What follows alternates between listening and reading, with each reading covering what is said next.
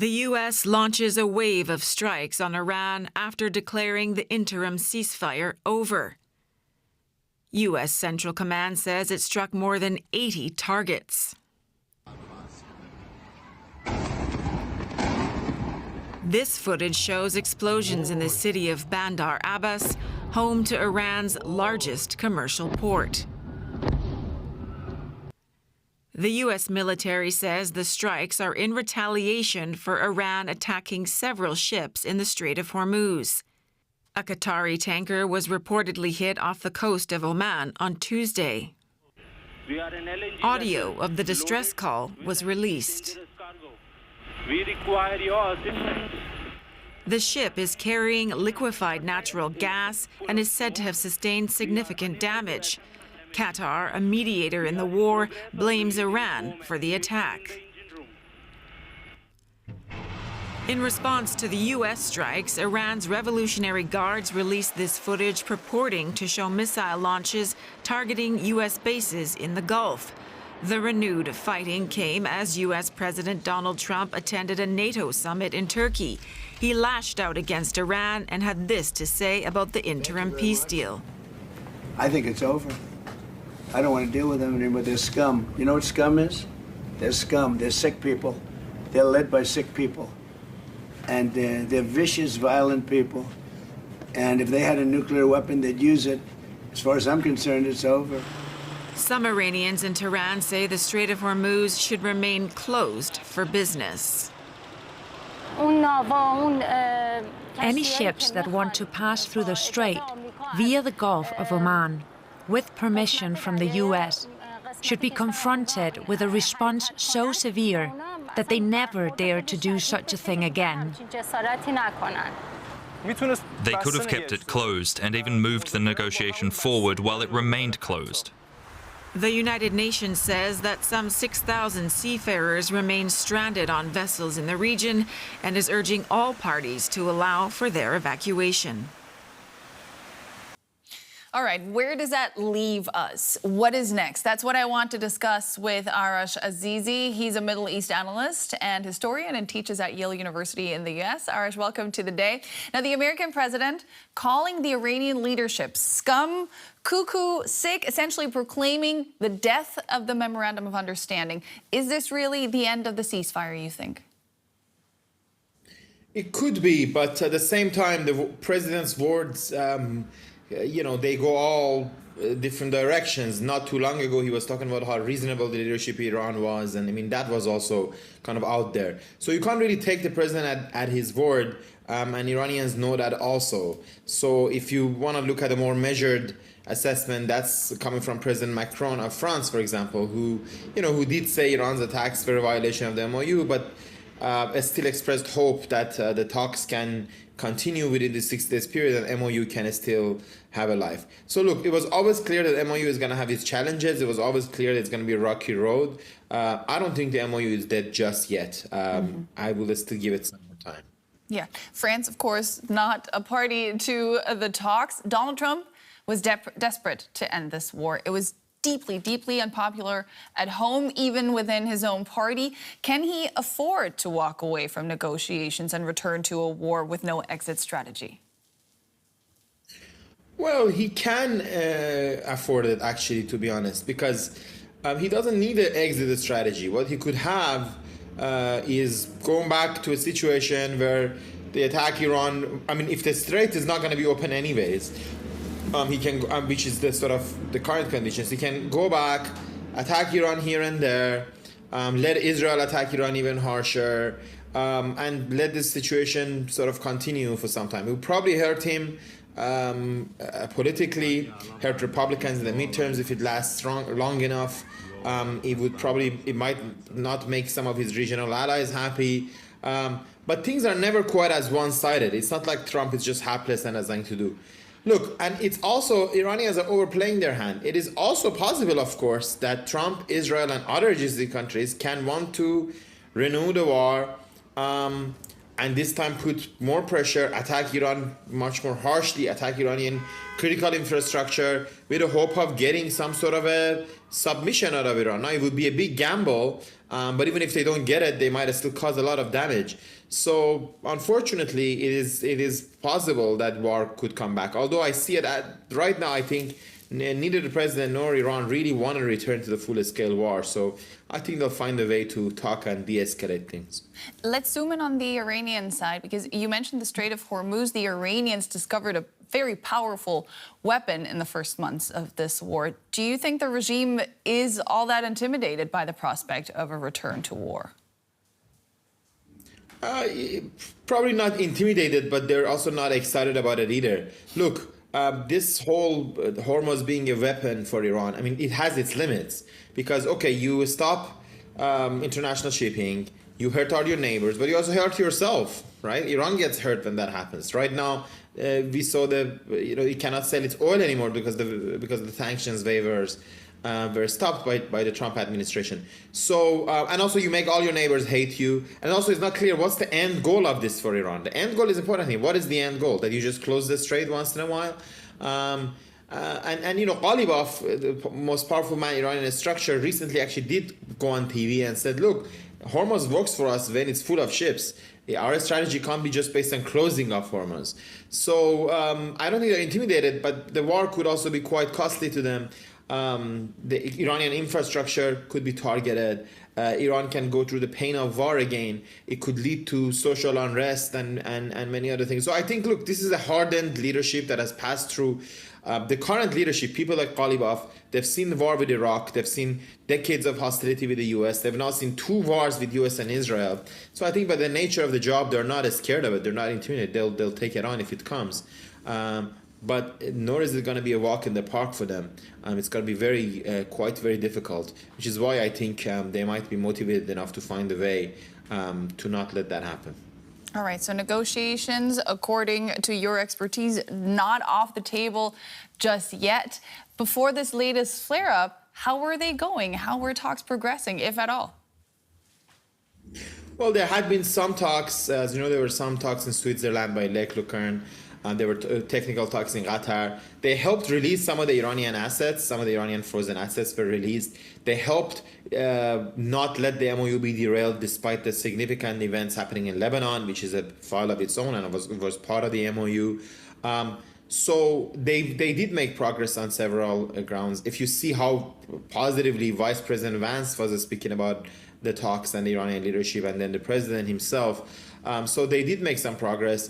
And there seemed to have been a plan to pause things during Khamenei's long week sort of funeral. The idea was that these tit and tat attacks between Iran and the U.S. would stop, and the talks would continue after. Iranian continued pressure, their hitting of Qatari gas tankers and others, showed that they were panicked at losing the control of the Strait of Hormuz, and I think they overplayed there. But the talks did make meaningful progress on some grounds. But there was not yet a readiness to get to the meat of the talks, which is what? Which is the nuclear program of Iran and the kind of restrictions the U.S. hopes to impose on it to make sure Iran would never get a nuclear weapon. We're not quite there yet. But the Iranian side has a lot of expertise in these nuclear talks. They've done it before. They've done a version of this for 24 years now. So it's not something that is really inconceivable to imagine if Iran sees that they can get a lifting of the sanctions and the other kind of concessions that they're looking for. So I don't think it will be an easy path. I don't anticipate this happening anytime soon.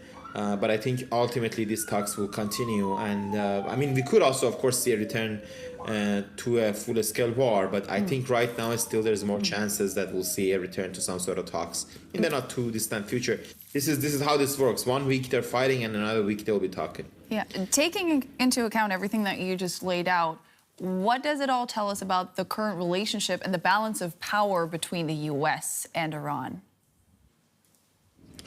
Well, I think Iran is an important regional power. Its regime has survived this fighting U.S. and Israel for months and twice in 2 years. And it has proven itself. If you just see the funeral going to Iraq, for example, it showed that Iran still has some power there. Now, this is, mind you, this is after the Axis of Resistance was really, Axis of Resistance's group of militias supporting Iran were decimated after the October 7 by Israel's continued attacks, fall of the Syrian regime. So after that low point, the Iranian regime has tried to sort of recover a bit. Of course, it has also killed thousands of its own people in repeated protests at home, most recently and gruesomely in January. So this is a regime that is resilient but embittered. The United States, at the same time, has found out that brute force and naked force alone can't do everything. Trump expected to get a Venezuela-style solution in Iran, that he will march in and force a change in the government in Iran, and they'll play ball with him. This turned out not to be true, so he has been humbled in that way. So that's really the state of the play. United States is militarily very powerful, but Iran has shown that it can show resilience at very tough conditions, despite, this means also a capacity for brutality, frankly, of how it remains in power. But the United States has been humbled a little bit about the limits of its sheer power. And the other countries of the region also matter. Of course, Saudi Arabia and other countries, Israel, they all have their own calculations. And they all come into play in this very complex web of, Middle Eastern chess politics, really. Thank you for helping us untangle it a bit, at least. That was Middle East analyst Arash Azizi. Great speaking to you today. Let's take a closer look at the situation and bring in Megan Sutcliffe. She's an analyst for the Middle East and Africa at Sibylline in London. Megan, great to have you back on the show. Let's start with the basics. Are the U.S. and Iran really at war again now? Good evening, Nicole. That's certainly the question that many are asking themselves today, because this is one of the most direct and explicit attacks that we've seen on the Memorandum of Understanding between the United States and Iran thus far. It is very concerning that President Trump would make comments indicating that he believes this deal is effectively dead in the water after only 12 days of it being in place. But that's not necessarily to say that the United States and Iran are returning to a state of war at this point in time. It is entirely possible that this was an uncoordinated and off-the-cuff remark from President Trump, reflecting his frustration with negotiations as opposed to his opposition to a cessation of hostilities with Iran. It's possible we'll see the ceasefire remaining in place, but conditions are particularly tense in the Gulf tonight, and further US airstrikes on Iran are certainly not going to help with efforts to get a more formal peace agreement in place by the time that the MOU expires in mid-August. So a lot up in the air at this point in time. Both countries want an end to this war. Would a return to the fighting mean an end to the negotiations, or could those two things exist in parallel?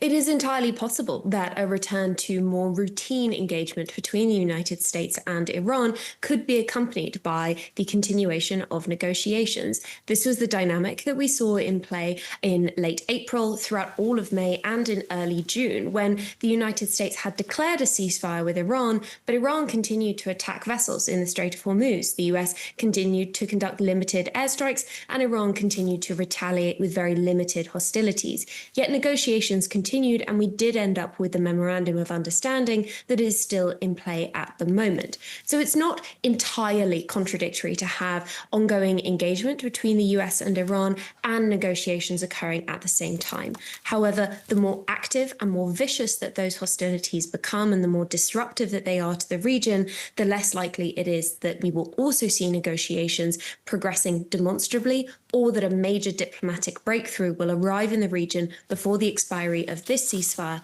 on the 20th of August. Megan, Washington didn't seem to have an exit strategy before the ceasefire. What would the implications be of a return to war?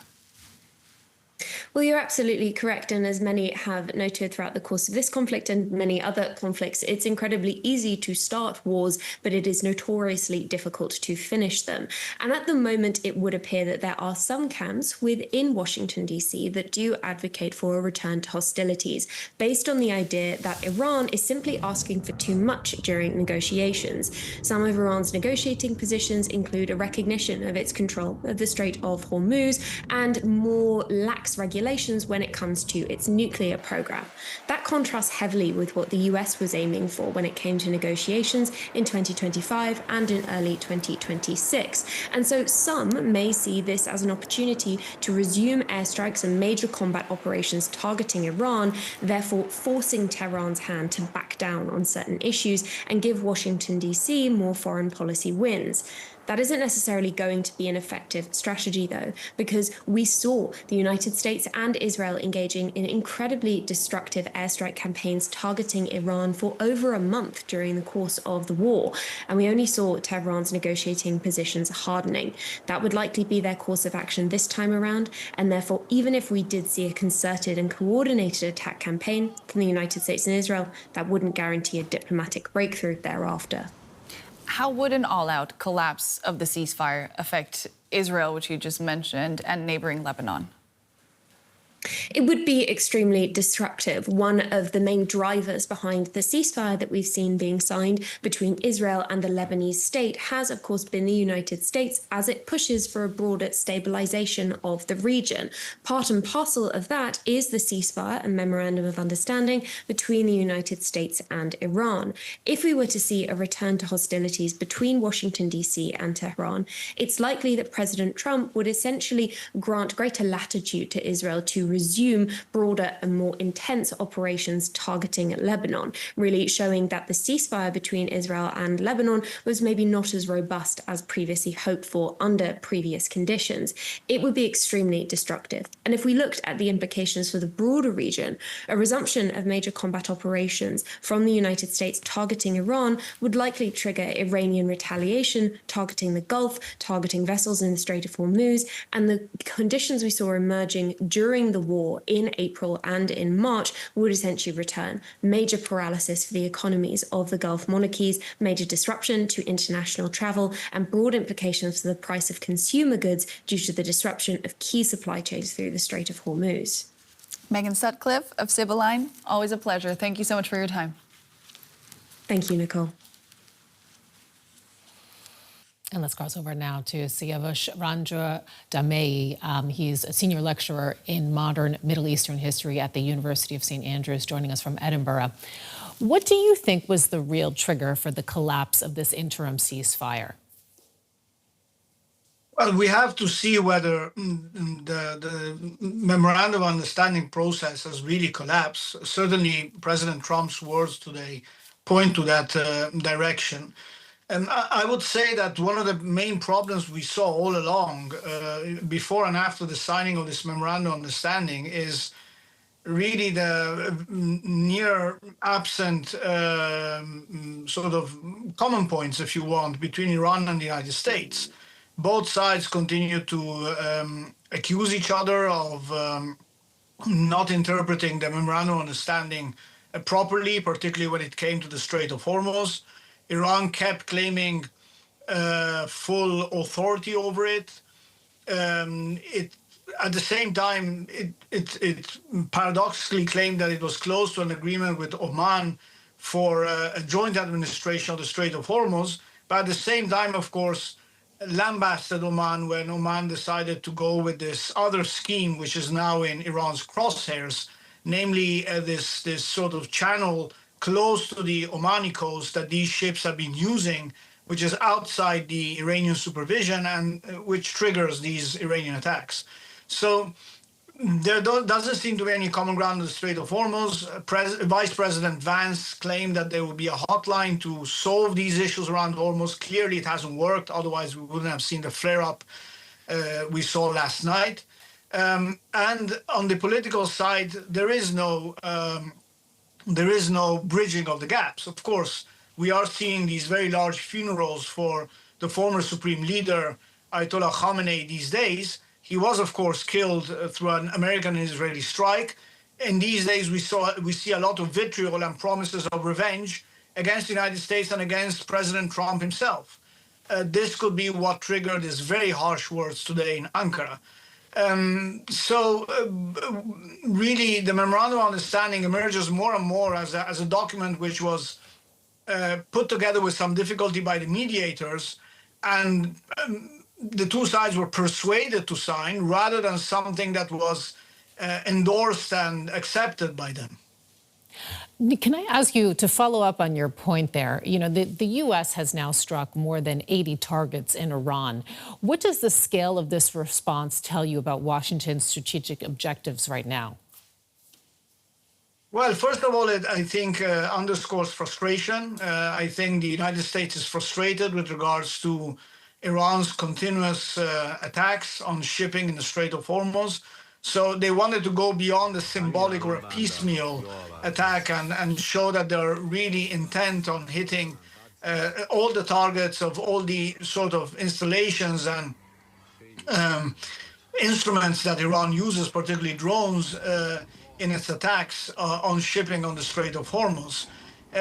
Beyond frustration, it also shows that at the moment the United States doesn't really have a clear plan on how to deal with this, because Iran is insisting in a very sort of persistent manner that the memorandum of understanding and any future arrangement puts it in charge of the Strait of Hormuz, and particularly through tolls.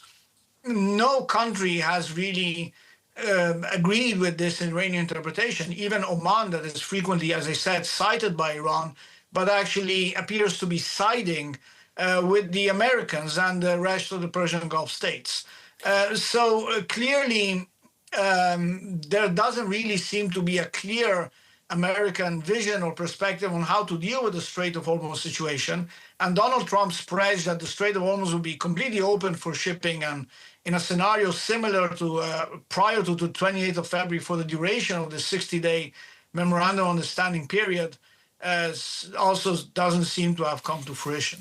And how about the appetite for further escalation on the Iranian side? In Iran, some people are demanding a strong response. How much is domestic pressure constraining or driving Tehran's next move, especially given that today is the 5th day of the funeral of the Iranian supreme leader, Ali Khamenei? Well, what many people in Iran see is that there's no real concessions coming out of the American side. We should also forget that the United States yesterday withdrew the waiver that they had granted for the sale of Iranian oil on the open markets. So the only thing missing, to go back to the pre-memorandum of understanding scenario, is the resumption of a blockade. And according to some media, the Americans are also thinking about that. So the opponents of negotiations say that there is no concessions and there is nothing that Iran is actually achieving through these negotiations. However, at the same time, what they completely understate and to some extent ignore is, of course, the war damages. And how will Iran cope with what it has declared all along to be $300 billion worth of war damages? I think that is what drives those who are still keen on some form of negotiating process with the United States, the realization that unless there is some form of an agreement, the very severe economic cost of the war alone will go and compound all the other economic ailments that Iran is suffering from, that, for example, were the root cause of the very severe round of protests and repression we saw in January, only a few months ago. However, the problem remains that in order for these negotiations to get some substance and move on, they have to go beyond something that basically the Iran and the US are pressured or persuaded to engage with by Pakistan, Qatar, and other mediators. And there has to be some form of a direct political common ground between them, which at the moment is elusive. Thank you so much for your time. Siavush Randjbar-Daemi joining us from the University of St. Andrews in Edinburgh. We appreciate it. You're welcome.